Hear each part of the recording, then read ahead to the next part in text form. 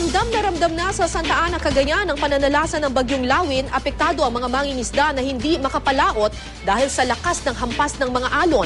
Mula sa Santa Ana, Cagayan, may news to go si Ivan Mayrina live. Ivan, kumusta na dyan? Yes, Kara, kung nakikita mo nga ang hampas ng hangin sa suot kong jacket ngayon, tulad na nabagit mo, ramdam na ang Bagyong Lawin dito sa ating kinalalagyan sa Santa Ana sa Cagayan.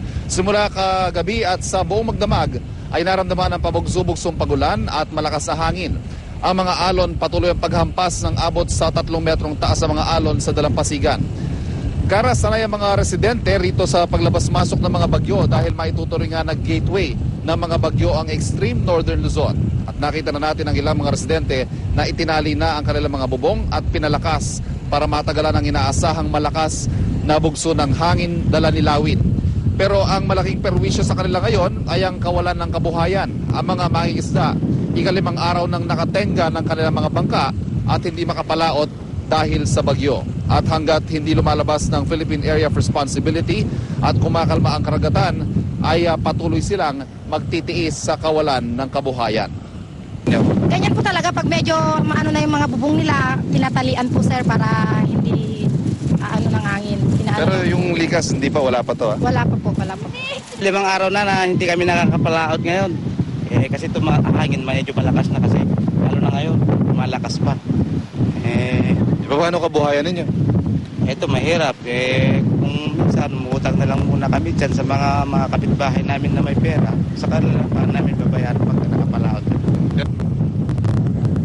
Kara, batay sa forecast track ng Pag-asa, mamayang hapon ay lalapit ng hanggang 250 kilometers ang sentro ng Bagyong Lawin dito sa Cagayan. May kalayuan ito kung tutusin, pero napakalaki kasi ng saklaw nitong Bagyong Lawin. Nasa 800 kilometers ang lawak nito, kaya masasabing kasama sa sirkulasyon ng bagyo ang ating kinalalagyan ngayon at patuloy nga nating babantayan ang magiging epekto ng Bagyong Lawin dito sa extreme northern Luzon. Sa ngayon ay maliban sa hangin ay may kasama na rin mga pagulan ang nararanasan natin dito sa Santa Ana, Cagayan. Kara?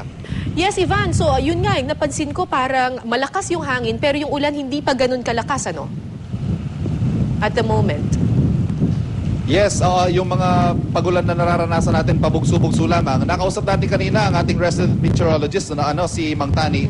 Characteristically daw, kapag talaga napakalakas ang hangin dala ng bagyo, ay hindi talaga lumalakas ang mga pagulan na dala nito. Kara? Okay, Ivan, bukod doon sa hindi makapalaot yung mga mangingisda, may iba pa bang mga binabantayan na yung mga danger spots dyan sa Cagayan like landslides or mga pagbaha? Kara, pakiulat lamang yung tanong kasi talaga napakalakas ang hangin dito. Medyo nahihirapan Bukod doon tayo. Ivan, bukod doon sa problema nila na hindi makapalaot yung mga mangingisda, may iba pa bang mga danger signals na inaabangan ngayon yung local government dyan? Partikular, may mga landslide ba na posibleng mangyari? Binabantayan din ba nila ito or mga pagbaha dyan sa lugar na yan? Yes, Kara, sa una mong tanong tungkol dun sa mga nawawalan ng kabuhayan, mga mangingisda, mukhang they're pretty much left to their own resources sa puntong ito. At dahil nasanayan na nga nila, may iba daw umuutang na muna sa mga kapitbahay at nakakaraos naman.